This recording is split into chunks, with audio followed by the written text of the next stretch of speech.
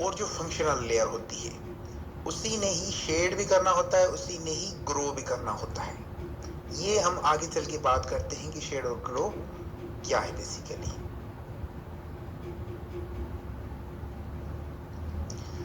अब मैं बहुत जरूरी चीज बताने जा रहा हूं आपको कि बेजल लेयर क्या है और फंक्शनल लेयर क्या है। बहुत जरूरी है कि आप समझें ये चीजें। यहां पे अगर आप देखें तो जो बेजल लेयर्स होती हैं, इस बेजल लेयर को बेजलर आर्टरीज सप्लाई कर रही होती हैं। वो बेजलर आर्टरीज कहां पे होती हैं, अब समझिएगा। यहाँ पे ये बेसिकली स्पाइरल आर्टरीज उसको कहा जाता है। ये है स्पाइरल आर्टरीज। ये जो बेजल लेयर को ब्लड सप्लाई कर रही होती हैं, ये ब्लड जो बेजल लेयर्स हैं वो कहाँ पे हैं, ये मैं आपको एक मिनट दिखाता हूँ। बेसिकली बेजल लेयर्स और दूसरी कौन सी होती है, फंक्शनल लेयर।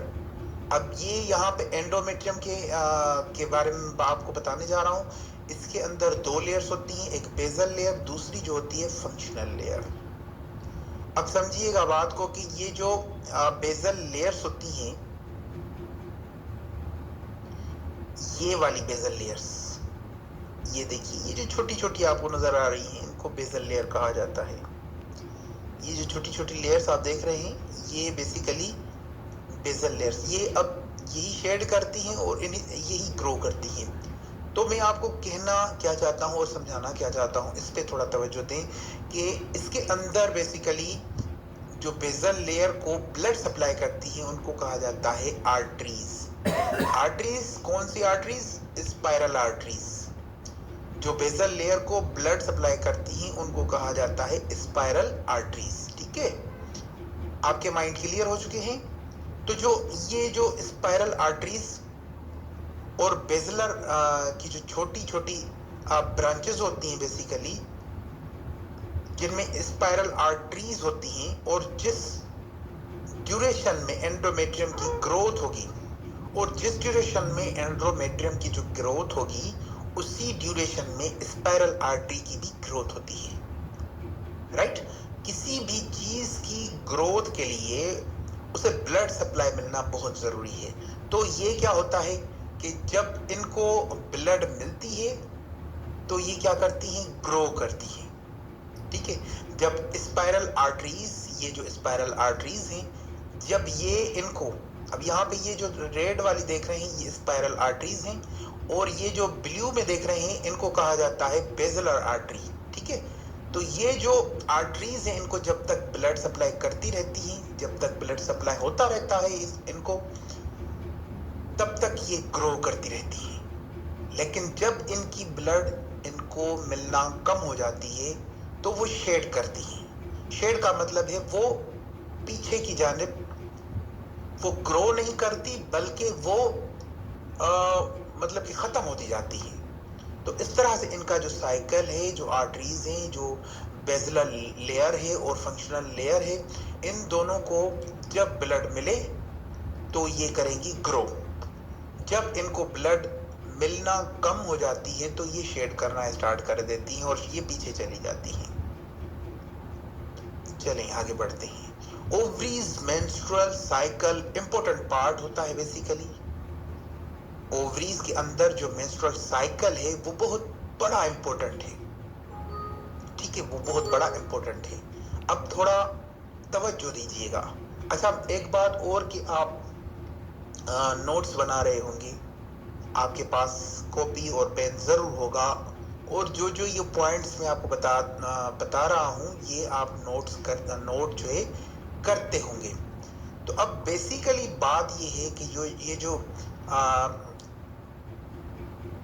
फोलाइकल्स होते हैं बेसिकली ओवरी के अंदर, ये जो फोलाइकल्स होते हैं मेंस्ट्रुअल साइकिल के अंदर बेसिकली बाज औकात, अब यहाँ पे बेजलर आर्टरीज के बारे में मैं बता रहा था, जो वेसल्स हैं उनके बारे में आपको बता रहा था, वो थोड़ा आगे चल के उनकी मैं वजाहत भी करता हूँ। लेकिन क्या होता है कि यहाँ पे एक फोलाइकल मैच्योर हो चुका है, उसके अंदर एग बनना स्टार्ट हो चुका है। वो क्या करता है कि यहाँ पे बेसिकली फिंगर लाइक प्रोजेक्शन यहाँ पे इस तरह से ओवरीज के अंदर होती है। यहाँ पे ये फेलोपियन ट्यूब्स होता है, ठीक है, इस तरह के फेलोपियन ट्यूब्स के अंदर, फिर ये फेलोपियन ट्यूब्स इस तरह से। तो ये क्या करती हैं, यहाँ पे ये एग बना, ठीक है, यहाँ पे ये एग बना, फिर ये एग जब डिस्टोर्ड होके यहाँ से ये सक करती हैं, ये जो फिंगर लाइक प्रोजेक्शंस हैं, तो ये यहाँ से इस एग को अंदर खींच के ले जाती हैं। फिर इसी तरह से पहले ये जो फोलाइकल था मैच्योर हुआ, एग बना, फिर ये ब्लास्ट होके डिस्टोर्ड होके जो है एग को अंदर इसने भेजा। तो ये एक प्रोसेस होता है कि जब ओवरी के अंदर जो एग होता है बेसिकली जब वो निकलता है तो किस तरह से होता है।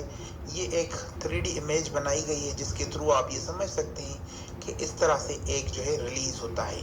बेसिकली ये फोलाइकल जो है बन रहे हैं, लेकिन इसके अंदर एक एग को जो है मैच्योर होना होता है। इन सब फोलाइकल्स के अंदर एक वो फोलाइकल होगा कि जिसके अंदर एग जो है मैच्योर होगा और फिर वो रिलीज होगा। अब यहाँ पे इस केस के अंदर इस फोलाइकल के अंदर जो है, एक मिनट, इस फोलाइकल के अंदर क्या हुआ कि इस फोलाइकल के अंदर पहली बात तो यहाँ पे एग बना, फिर वो मैच्योर हुआ, फिर यहाँ से रिलीज होके फिंगर लाइक प्रोजेक्शन ने इसको सक किया और फिर ये फेलोपियन ट्यूब्स के अंदर चला जाएगा। हर औरत की ओवरी में सेवरल 100 फोलाइकल्स जनरेट होते हैं, ठीक है। हर औरत के अंदर जो सेवरल 100 फोलाइकल्स हैं वो जनरेट होते हैं, लेकिन उनमें से एक फोलाइकल जो है वो होता है, वही ग्रो होता है, बाकी सब जनरेट होकर खत्म हो जाते हैं। तो जैसे यहाँ पे मैंने आपको बताया कि इस कंडीशन में ये है कि यहाँ पे भी आपको एक फोलाइकल और उसके अंदर एग नजर आ रहा है, यहाँ पे भी फोलाइकल आपको नजर आ रहा है, यहाँ पे, यहाँ पे, यहाँ पे, यहाँ पे। फिर क्या हुआ कि यहाँ पे जो एग हुआ वो फोलाइकल मैच्योर हुआ और उसी के अंदर एक एग जो है वो रिलीज उसने किया और फिर वो अपना काम जाके आगे करेगा, ठीक है। अब जैसे मैंने आपको बताया हर औरत की ओवरी में सेवरल 100 जो है फोलाइकल्स जनरेट होते हैं, लेकिन उनमें से सिर्फ एक फोलाइकल जो होता है वो ग्रो करता है, बाकी सब जनरेट होकर खत्म हो जाते हैं। तो ये सारे जो फोलाइकल्स हैं बेसिकली ये जनरेट तो हो रहे हैं, लेकिन एक ये फोलाइकल्स जनरेट तो हो रहे हैं, यहाँ पे ये भी बन रहा है, ये भी बन रहा है, ये भी बन रहा है, ये भी बन रहा है, ये भी बन रहा है, ये सारे, लेकिन मैच्योर ये हुआ। अब ये सारे क्या होंगे, आहिस्ता आहिस्ता खत्म हो जाएंगे। तो इसी तरह से यहाँ पे भी एक आपको क्लियर जो है, ये जो है आपको वेसल्स नजर आ रही हैं ओवरी के अंदर, और ये जो एग है बेसिकली ये एग है, ये एग है, और फिर ये एग है, ये एग सॉरी फोलाइकल है। ये तो ये सारे जो हैं ये फोलाइकल्स हैं, ठीक है। इन फोलाइकल्स में सिर्फ एक फोलाइकल होगा जो कि मैच्योर होके एग को रिलीज करेगा, बाकी सब खत्म हो जाएंगे, डिस्ट्रॉयड हो जाएंगे। यहाँ पे बहुत जरूरी है कि मैं आपको समझाऊं कि जो प्राइमरी ओवरसाइट होता है वो बेसिकली क्या होता है। यहाँ पे थोड़ा समझिएगा, ये जो नोट्स हैं पहले आप बनाएं, मैं 1 मिनट पानी पी लूं।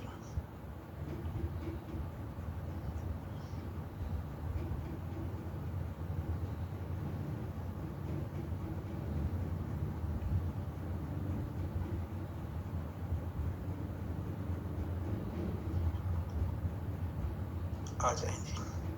अब समझिएगा थोड़ा, यहाँ पे 2 सेल्स होते हैं बेसिकली, और इन 2 सेल्स ने ही जो है ग्रो करना होता है और ये बाइंड होते हैं आपस में।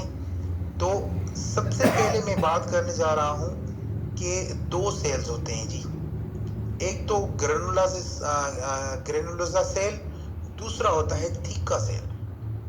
अब इन दोनों ने जो है बाइंड होना होता है किन के साथ, LH के साथ और FSH के साथ, ठीक है। ये दोनों जो है हार्मोन्स हैं, औरत के अंदर ये दोनों हार्मोन्स होते हैं और ये 2 सेल्स होते हैं जिनको बाइंड होना होता है। आगे स्ट्रक्चर है जहां पे मैं आपको समझाऊंगा कि ये किस तरह से बाइंड होते हैं। यहाँ पे देखिएगा, प्यूबर्टी में फीमेल को जो रिप्रोडक्टिव ऑर्गेन्स हैं वो सेक्सुअल मैच्योर हो जाते हैं, किस एज में होते हैं ये समझना बहुत ज़रूरी है। ये जनाब होते हैं 12 से 15 इयर्स के अंदर, मतलब जो मेंस्ट्रुअल साइकिल है वो स्टार्ट हो जाता है। किस एज के अंदर वो स्टार्ट होता है ये समझने की कोशिश करते हैं कि ये 12 से लेकर 15 इयर्स ओल्ड एज की जो बच्ची होगी उसके अंदर मेंस्ट्रुअल साइकिल आना स्टार्ट हो जाएंगे। यानी खवातीन के अंदर, बच्चियों के अंदर जो मेंस्ट्रुअल साइकिल है वो 12 साल की बच्ची से लेकर 15 साल के बाद जो है स्टार्ट हो जाता है। यानी 12 से 15 साल के अंदर अंदर ये जो मेंस्ट्रुअल साइकिल है वो स्टार्ट होना चाहिए, बहुत ज़रूरी है। अगर ये नहीं होता तो फिर क्या होगा, फिर ये होगा कि इसके अंदर फाइंडिंग्स देखी जाएंगी, पैथोलॉजीज, और उसके बाद चीज़ों को देखा जाएगा कि ये क्यों, आखिर ये जो मेंस्ट्रुअल साइकिल है बेसिकली वो क्यों नहीं आ रहे। तो उसके बाद जो टेस्ट हैं, वो अल्ट्रासाउंड्स हैं, वो करवाए जाते हैं और उनके अंदर बहुत सारी चीज़ें जो है हमें पता चलती है। ठीक है जी। तो मैं समझता हूँ कि आज के लेक्चर के अंदर आपने बहुत सारी चीज़ें सीखी हैं, बहुत सारी चीज़ों के अंदर आपको आज जो है फ़ायदा हुआ होगा। डिस्कस जो पॉइंट किए हैं हमने, कोई 10-12 पॉइंट्स डिस्कस किए हैं, लेकिन इनके अंदर हमने बहुत काम की चीज़ें सीखी हैं। कल के क्लास के अंदर और भी मज़ीद चीज़ों को सीखेंगे, लेकिन आज की क्लास को अभी हम वाइंड अप करते हैं जी। आपके जो सवालात हैं, जो भी क्वेश्चन आंसर हैं, वो मुझसे व्हाट्सएप के ऊपर पूछ सकते हैं। तो अभी के लिए हम क्लास को जो है वाइंड अप करते हैं। थैंक यू सो मच, आपने टाइम निकाला और कल की क्लास के अंदर मज़ीद जो है चीज़ों को देखेंगे।